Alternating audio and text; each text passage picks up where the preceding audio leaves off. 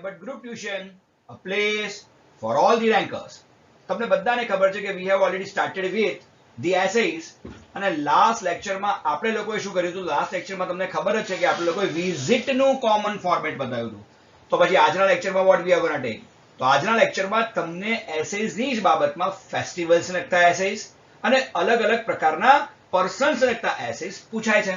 તો ચલો without wasting એની time આજે આપણે શરૂઆત કરીએ છીએ ફેસ્ટિવલના કોમન ફોર્મેટથી. ઓય હોય, આ તો આખું બ્લેન્ક છે. ઉભા રહો, વન બાય વન આવશે. જુઓ, કોઈ પણ એસે પૂછાય એટલે પહેલી અગત્યની વસ્તુ કે આપણે કયા કયા કોમન લાઇન્સ એની અંદર લખી શકીએ છે. સોરી, કઈ કઈ કોમન લાઇન્સ એની અંદર લખી શકીએ છે. ચાલો, તો the very first line is this: India is a country of the festivals. There are many festivals celebrated in India. अब પહેલી જ અગત્યની વસ્તુ તમને કોઈ ધ્યાનથી જુઓ તો ઇન્ડિયા એ શું છે? તો ઇન્ડિયા એ તહેવારોનો દેશ છે. દર મહિને 4-5 તહેવાર આવી જાય ભાઈ. There are many festivals celebrated in India. બધાને ખબર છે કેટલા બધા પ્રકારના ફેસ્ટિવલ્સ ઇન્ડિયામાં દર વર્ષે સેલિબ્રેટ થાય છે. They are Uttarayan, Holi, Diwali etcetera. બહુ બધું ભરી નહીં દેવાનું, કારણ કે આપણી પાસે લખવા માટે ઘણી સારી મટીરિયલ છે. તો પછી બહુ બધા ફેસ્ટિવલ્સના નામ અંદર ઇન્ક્લુડ કરીને એને ભરી નહીં દેવાનું. તો આપણે અહીંયા 3 બતાવ્યા જે મેજર ફેસ્ટિવલ્સ ઓફ ઇન્ડિયા કહી શકાય. ઉત્તરાયણ છે, હોલી છે, દિવાળી છે, વગેરે વગેરે વગેરે. બટ આઈ લાઈક ખાલી જગ્યા ધ મોસ્ટ. હવે સમજી લો કે ધારો કે તમને પૂછાયું છે ઉત્તરાયણ, કાઇટ ફ્લાઇંગ ડે, તો આવું લખશો: but I like the kite flying day the most. Suppose કે તમને દિવાળી પૂછાયું છે તો but I like Diwali the most. Suppose કે તમને નવરાત્રી પૂછ્યું છે, but I like Navratri the most. Okay, તો it would be like this. ચલો આગળની line: before this festival people start their preparation in advance. તમને બધાને ખબર છે કે જ્યારે બી આ તહેવાર આવે તો સૌથી પહેલી અગત્યની વસ્તુ એક્ઝેક્ટલી આ છે કે મોટા ભાગના લોકો આની એડવાન્સમાં પ્રિપેરેશન કરવાનું સ્ટાર્ટ કરી દે છે. પહેલેથી જ આ બધી વસ્તુઓની પ્રિપેરેશન સ્ટાર્ટ થઈ જતી હોય છે આપણા દેશમાં. It comes in the month of ખાલી જગ્યા. હવે તમને ખબર જ છે કે દરેક તહેવાર એક ચોક્કસ સમયમાં જ આવે છે ઇન્ડિયન કેલેન્ડર અનુસાર. તો જો તમે ઉત્તરાયણની વાત કરો તો એ જાન્યુઆરીમાં જ આવે.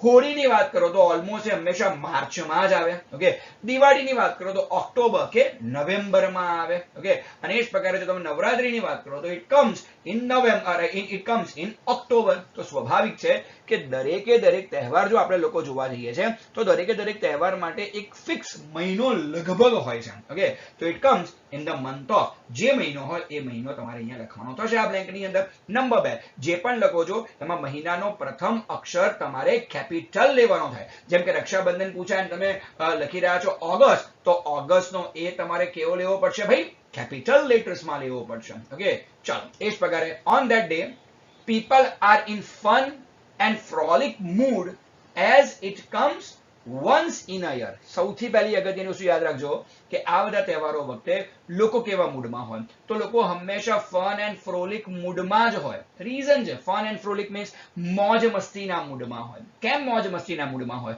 યાર આ બધા તહેવારો કઈ વારે ઘડીએ આવતા નથી. આપણો ફેવરિટ ફેસ્ટિવલ કઈ વારે ઘડીએ આવતો નથી. એ માત્ર ને માત્ર વર્ષમાં એક જ વખત આવે છે. That's why. ફાઇન.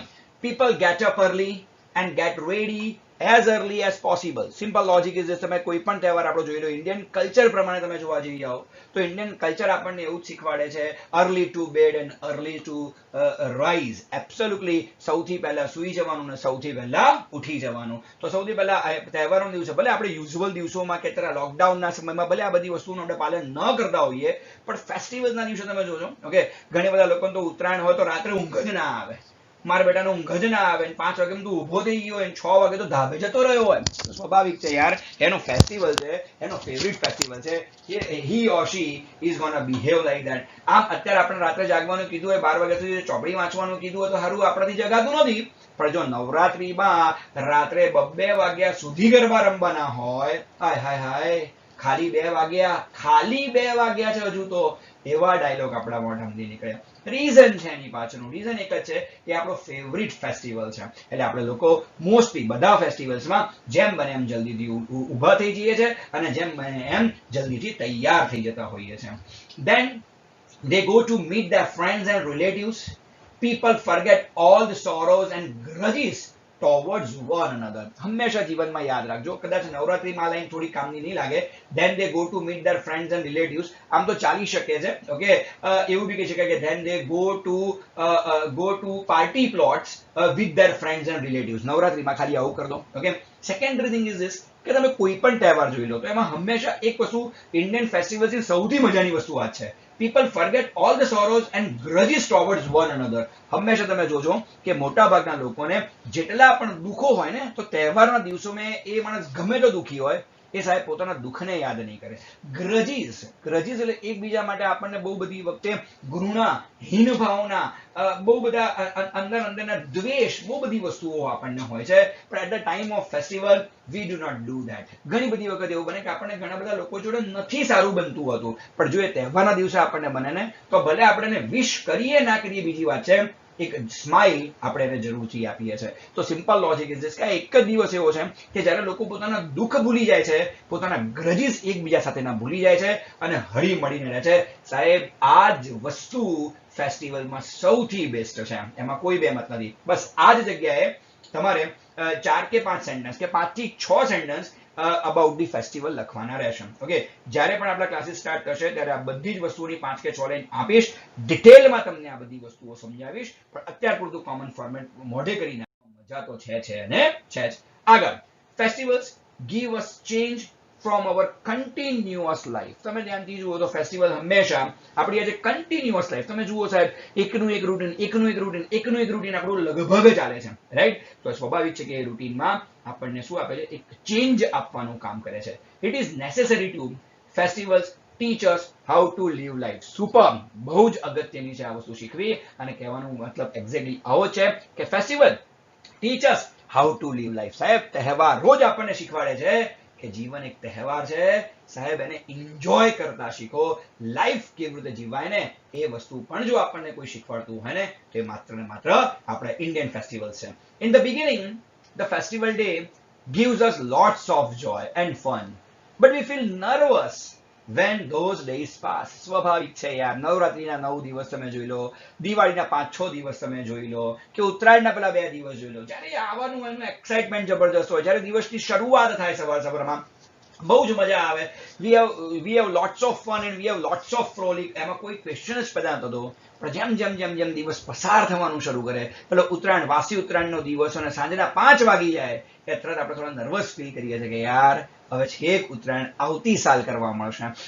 માની લો કે દિવાળી છે અને ભાઈ બીજ આવી જાય, અને ભાઈ બીજની પણ સાંજ આવી જાય, ઓકે, કે લાભ પાંચમનો દિવસ આવી જાય, 100% આપણને એવું લાગે કે બસ હવે કાલથી બધું રૂટીન લાઈફ ચાલુ કરવાનું છે, અને એ વસ્તુ આપણે થોડી નર્વસ બનાવી દે છે, ઓકે. પણ anyways it's a part of life. People celebrate such days with great joy. ભલે ગમે તે હોય સાહેબ, ઓકે, પણ આ જે દિવસ છે એને આપણે હંમેશા ગ્રેટ જોય સાથે, બહુ જ મોજ મસ્તી સાથે ઉજવીએ છીએ ઇન્ડિયન્સ, એમાં કોઈ બેમત તો છે જ નહીં. It is a fact that festivals make our life more liveable and enjoyable. સાહેબ તમે વિચારો, ખાલી તમારા જીવનમાંથી તહેવારોને કાઢી નાખો. હું કોઈ વ્યક્તિને કાઢવાનું નથી કહેતો, કોઈ ક્રિયાઓને તમારી કાઢવાનું નથી કહેતો, ખાલી તમારા જીવનમાંથી ફેસ્ટિવલ્સ, તહેવારોને કાઢી નાખો, પતી ગયું સાહેબ. લાઈફ જીવવા યોગ્ય નહીં બને. તો લાઈફ જીવવા યોગ્ય, લિવેબલ મીન્સ જીવવા યોગ્ય અને એન્જોયેબલ, અને જીવનનો આનંદ જો કશી વસ્તુઓમાં હોય ને, તો એ માત્ર ને માત્ર આપણા તહેવારો છે. Without them our life will become dull and monotonous. જો ફેસ્ટિવલ્સ આપણા જીવનમાંથી આપણે કાઢી નાખીએ તો આપણી લાઈફ ડલ, જીવ્યા શું એવું આપણને લાગશે. મોનોટોનસ સ્પેલિંગ થોડો તમને અઘરો લાગશે, પણ અઘરો નથી, તમે ધ્યાનથી જુઓ. MONOTONOUS, જલ્દીથી ગોખી જાય એવો છે. મોનોટોનસ મીન્સ કંટાળાજનક, એકદમ કંટાળાજનક આ જીવન તમને લાગવા લાગશે without festivals. Really our life is also a glorious festival. કોઈ કરતા કોઈ બેમત છે નહીં, આપણી લાઈફ પણ એક ગ્લોરિયસ ફેસ્ટિવલ છે સાહેબ. બસ જે રીતે આપણે તહેવારને ઉજવીએ છીએ, તહેવારને માણીએ છીએ, બસ એવી જ રીતે આપણે આપણી લાઈફને પણ માણવાની છે. આજ એક સંદેશ દરેક ફેસ્ટિવલ આપણને આપી જ જાય છે. એટલે સિમ્પલ લોજિક ઇઝ ધીસ કે જ્યારે પણ તમને ફેસ્ટિવલનું કોમન ફોર્મેટ પૂછાય, કે ફેસ્ટિવલનો કોઈ પણ એસે પૂછાય છે, સાહેબ આ કોમન ફોર્મેટમાંથી ઓલમોસ્ટ 90 to 95 લાઇન્સ તમે લઈ શકો છો, ઓકે. અને આપણે એવું પણ નથી કરતા કે માત્ર કોમન ફોર્મેટ લખીને પાછા આવીશું, ના, બિલકુલ એવું નથી આપણા મગજમાં ઈરાદા. આપણે હંમેશા એવું કરશું કે 4 કે 5 લાઈન, કે 5 કે 6 લાઈન, જેને જેટલી અનુકૂળતા આવે એટલી લાઇન્સ આપણે એ ફેસ્ટિવલ પ્રમાણે લખવાની તો છે અને છે. તો આ છે ભાઈ તમારું આજનું ફેસ્ટિવલનું કોમન ફોર્મેટ. Thank you. ચાલો હવે આપણે જઈએ છે આજના આપણા બીજા કોમન ફોર્મેટ પર, and that ease of person. બહુ બધા પર્સન ને લગતા તમને લોકોને એસેસ પૂછાતા હોય છે. તો જ્યારે બી કોઈ પર્સન તો એસે પૂછાય, જેમ કે પોલીસમેન છે, સોલ્જર છે, અ ટીચર છે. માય ફેવરેટ ટીચર ની વાત નથી ચાલતી હોય અહીંયા. માત્ર અ ટીચર છે, અ લોયર છે, અ ડોક્ટર છે, અ નર્સ છે. અ ડોક્ટર અ નર્સ પૂછાવાના ચાન્સીસ સારા એવા છે. અ ફાયર ફાઈટર છે. આવા કોઈ પણ એસે પૂછાય છે તો એને પર્સનમાં ગણી શકાય, અને એના માટે આપણે પર્સનનું કોમન ફોર્મેટ લેવું જોઈએ. અને બિલકુલ ચિંતા ના કરો, મારા ફેસ્ટિવલના એસેની કોમન ફોર્મેટની નીચે અને પર્સનના કોમન ફોર્મેટની નીચે હું તમને મેન્શન કરીને આપીશ, તમને દર્શાવીને આપીશ કે આ કોમન ફોર્મેટ તમે કઈ જગ્યાએ ઉપયોગમાં લઈ શકો છો. તો without wasting any time, let's start again. Who does not know A અથવા N dash dash dash dash dash question mark. પહેલી અગત્યની વસ્તુ આપણે અહીંયા એવું જ કહીએ ભાઈ એવો કયો વ્યક્તિ છે ભાઈ દુનિયામાં કે જે આ વ્યક્તિને ન ઓળખતો હોય. હવે તમને ખબર છે કે પોલીસમેન છે તો અ આર્ટિકલ લાગશે, ટીચર છે તો ફરીથી અ આર્ટિકલ લાગશે, પણ એડવોકેટ છે તો એન આર્ટિકલ લાગશે, એક્ટર છે તો એન એક્ટર થાય. ઓકે, ધેટ્સ વાય મેં અહીંયા એ અને એન લીધું છે.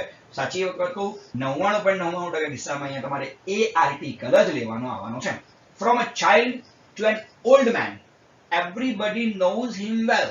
સાહેબ આ એ પ્રકારની વ્યક્તિત્વ ધરાવે છે, આ એ પ્રકારનો હોદ્દો ધરાવે છે કે એક નાના બાળકથી માંડીને એક ઘરડા વ્યક્તિ સુધીની દરેકે વ્યક્તિ એને તો જરૂરથી ઓળખતી હશે.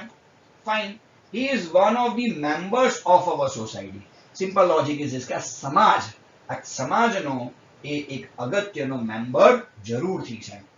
He is very useful to us. કોઈ કરતા કોઈ બે મત છે નહીં. અહીંયા જે પણ વ્યક્તિ વિશે તમને પૂછ્યું હશે એ બહુ સમાજ ઉપયોગી વ્યક્તિ હશે, તો આપણે એ લાઈન લખવાની બિલકુલ ન ચૂકવી જોઈએ કે he is very useful to us. અમુક વ્યક્તિઓ એવા છે જે આપણને બહુ જ યુઝફુલ છે. આજે તમે જુઓ તો જે પોલીસ છે, ડોક્ટર છે, નર્સિસ છે, આપણા સફાઈ કર્મચારીઓ છે, એ બધા સાહેબ આપણે બધા તો ઘરમાં બેઠા છીએ ને. ઓકે, એ લોકો તો છેલ્લા 2 મહિનાથી કન્ટિન્યુઅસ જોબ કરી રહ્યા છે ને. ઓકે, કદાચ 24 કલાક 365 દિવસ એ લોકો કામ કરશે હજુ બીજા. ઓકે, પણ સિમ્પલ લોજિકલી વાત એક્ઝેક્ટલી આ છે. અને સૌથી વધારે ખતરો કોરોનાનો માત્ર ને માત્ર એ જ વ્યક્તિઓને છે, પણ છતાં પણ બધી વસ્તુઓને સાઈડમાં મૂકીને ઓકે એ લોકો આપણી સેવામાં લાગ્યા છે. તો આનાથી વધારે ઉપયોગી વ્યક્તિ કોણ હોઈ શકે બોસ આપણા માટે? તો આ લાઈન લખવાની બિલકુલ નથી ચૂકવાનું. He is very useful to us.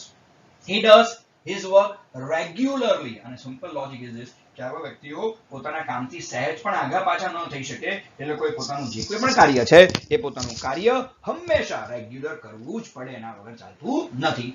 He is used to. Is used to ખાસ લખજો, માત્ર used to ના લખતા, નહીતર આ લાઈન ખોટી પડી જશે. આપણે થોડીક વધારે સારી લાઈન બનાવવા ગયા છીએ, પણ જો તમારી નાનકડી ગલતી આ સારી લાઈનમાં પૂરા માર્ક ગુમાવી શકે છે. તો he is શબ્દ ખાસ લખજો. He is used to finishing his routine quite early. પહેલી અગત્યની વસ્તુ, આપણે બધા લોકો જ્યારે સવારમાં ઉઠીએ છીએ તો આપણી એક રૂટીન લાઈફ છે.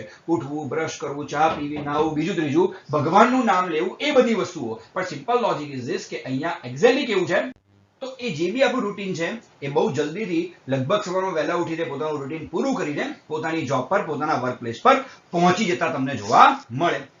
He wears simple clothes. Most probably તમે જુઓ તો આ બધા જ વ્યક્તિઓ કેવા છે, પર્સનાલિટી પડે એવા તો કરવા જરૂરી પડશે, પણ બહુ ફ્રેન્કલી સ્પીકિંગ એ બહુ સિમ્પલ ક્લોથ્સ પહેર્યા છે એવું કહી શકાય. He performs his duty at his workplace. અને જે પણ એની વર્કિંગ પ્લેસ હશે એ વર્કિંગ પ્લેસ પર જઈને એ પોતાની ડ્યુટી બહુ સારી રીતે બજાવતા હશે. શિક્ષક હતો તો સ્કૂલમાં જતા હશે. ઓકે, એ જ પ્રકારે માન લો કે ડોક્ટર હશે તો ડોક્ટર કે નર્સિસ હશે તો હોસ્પિટલમાં જતા હશે. પોલીસ ઇન્સ્પેક્ટર કે પોલીસમેન હશે તો ઓબ્વિયસલી પોલીસ સ્ટેશનમાં જતા હશે. કે પોસ્ટમેન પૂછાય તો ભાઈ ઓબ્વિયસલી એ પોસ્ટ ઓફિસ જતા હશે. અને ફાયર ફાઈટર પૂછાય તો ઓબ્વિયસલી એ ફાયર સ્ટેશન પર જતા હશે. દરેક વ્યક્તિનું એક વર્ક પ્લેસ નક્કી છે, બસ તો એ પોતાની એ ડ્યુટી હંમેશા પોતાના વર્ક પ્લેસ પર જઈને બહુ જ સારી રીતે નિભાવે છે. એમાં કોઈ બેમત તો છે નહીં. ફાઇન. આગળનું સેન્ટેન્સ જરા જોઈ લઈએ છે. Write 5 or 6 sentences about his duty. બસ આ જ જગ્યાએ તમારા લોકોએ એ જે પણ પોતાનું કામ અદા કરી રહ્યા છે, પોતાની ડ્યુટી જે કંઈ પણ કરી રહ્યા છે એ ડ્યુટી પર તમારે અહીંયા એબ્સોલ્યુટલી 5 કે 6 લાઇન્સ તમારે જરૂરથી અહીંયા લખવાની તો છે અને છે જ. આગળ જરા જોઈએ છે. ફાઇન. હવે જરા શું છે, he is honest and believes in work is worship. પહેલી અગત્યની વસ્તુ બરાબર યાદ રાખજો કે આવા વ્યક્તિઓ તમને મોટા ભાગે ઓનેસ્ટ જોવા મળશે અને હંમેશા પોતે એવું જ માનતા હશે કે વર્ક ઇઝ વર્કશીપ, કામ એ જ મારો ભગવાન, એવું એ હંમેશા માનતા હશે. He is a symbol of simple living and high thinking. Absolutely. એ હંમેશા તમને જોજો એક સિમ્બોલ હશે. શેનો સિમ્બોલ હશે? Simple living and high thinking. આ ટાઈપના ફ્રેઝીસ તમે જ્યારે પણ કોઈ એસેમાં યુઝ કરો છો તો it gives you a good impression. અને આપણે હંમેશા એસે એવા લખવાના કે જેથી આપણે એક સારામાં સારી ઇમ્પ્રેશન ક્રિએટ થાય. તમે ધ્યાનથી જુઓ, મેં બધી વસ્તુઓ સિંગલ ઇન્વર્ટેડ કોમામાં બતાવી છે, તો આ બધી વસ્તુઓ તમારે કરવાની ચૂકવાની નથી.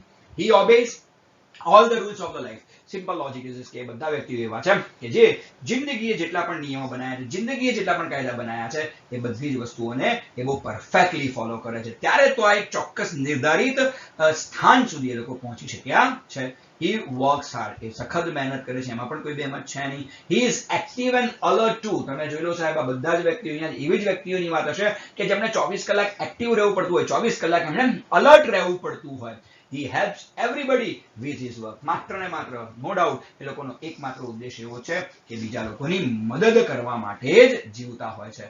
Everybody respects him due to his honest work. સાહેબ, આવા વ્યક્તિઓને કોણ રિસ્પેક્ટ ના આપે? જે પ્રામાણિક કામ કરતું હોય બીજા માટે અને જીવતા હોય બીજા માટે, હંમેશા એક્ટિવ અને અલર્ટ રહેતા હોય, જિંદગીના બધા જ રૂલ્સને જે માણસો ફોલો કરતા હોય એ બધા જ વ્યક્તિઓને દરેકે દરેક માણસ હંમેશા રિસ્પેક્ટ આપતો જ હોય. ના આપે એવું તો બને નહીં. Helpful nature is his property and smiling face is his ornament. બહુ જ ગજબ લાઈન છે. તમે જુઓ, helpful nature is his property. જે એને બધાને મદદ કરવાનો જેનો સ્વભાવ છે એ જ એની અસલી મિલકત છે. અને smiling face is his ornament. અને હંમેશા એ પોતાના ચહેરા પર સરસ મજાનું સ્મિત રાખે છે.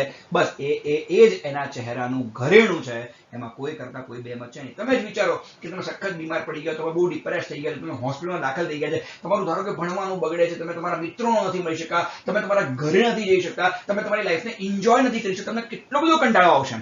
પણ ડોક્ટર સાહેબ જો રૂમમાં હસતા હસતા એન્ટર થાય અને તમને બે સરસ મજાના જોક કહીને તમને હસાઈ નાખે, તો એ અડધો પોણો કલાક જે ડોક્ટરની ઇમ્પ્રેશન તમારા મગજમાં જ્યાં સુધી રહેશે ત્યાં સુધી તમારા ચહેરા પર બી એ સ્મિત રહેશે.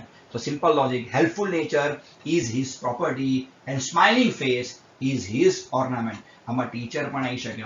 ઓકે, ઘણી બધી વખત ઘરે મગજમારી થઈ હોય અને તમે ડાયરેક્ટ ક્લાસમાં આવ્યા હોય અને સર તમને હસાઈ નાખે, તો સ્વાભાવિક છે સર છોડો ને આખું જ બોલો ડીએમ સર તમને હસાઈ નાખે તો મજા આવે કે ના આવે? સો સિમ્પલ ઇઝ ધીસ. તો હંમેશા યાદ રાખજો કે helpful nature is his property and smiling face is his ornament. આ લાઈન તો લખવાનું ભૂલતા જ બિલકુલ. ઓકે, ચાલો. He finishes his duty in the evening and then spares time for his family. તમે ધ્યાનથી જુઓ કે હંમેશા પોતાની ડ્યુટીમાં હંમેશા ઇન્વોલ્વ રહે, મોટા ભાગનો સમય હંમેશા પોતાની ડ્યુટી પાછળ, પોતાના કાર્યો પાછળ જ વિતાવે અને સાંજનો ટાઈમ, જે સાંજનો માંડ 1-2 કલાકનો ટાઈમ રહ્યો હોય, એ હંમેશા પોતાના ફેમિલી જોડે સ્પેર કરે. He is the most needful person for the society, isn't he? અને સિમ્પલ લોજિક આપણે અહીંયા એટલું જ કહીએ છીએ કે એ આપણા સમાજમાં સૌથી ઉપયોગી માણસ છે. શું નથી? બસ છેલ્લે ક્વેશ્ચન ટેગમાં મૂકેલું છે. બસ તો આજે આપણે કુલ 3 કોમન ફોર્મેટ પૂરા કરી ચૂક્યા છીએ. વિઝિટનું કોમન ફોર્મેટ આપણે પતી ચૂક્યું છે, ફેસ્ટિવલનું કોમન ફોર્મેટ આપણે પતી ચૂક્યું છે અને આજે પર્સનનું કોમન ફોર્મેટ પણ અહીંયા એન્ડ થાય છે. હું તમને માત્ર એટલું જ કહીશ કે આ 3 કોમન ફોર્મેટ તમારે બહુ જ જબરદસ્ત મોડે કરવાના છે અને ગોડ નોઝ 9માં તો આ કામ લાગશે જ લાગશે.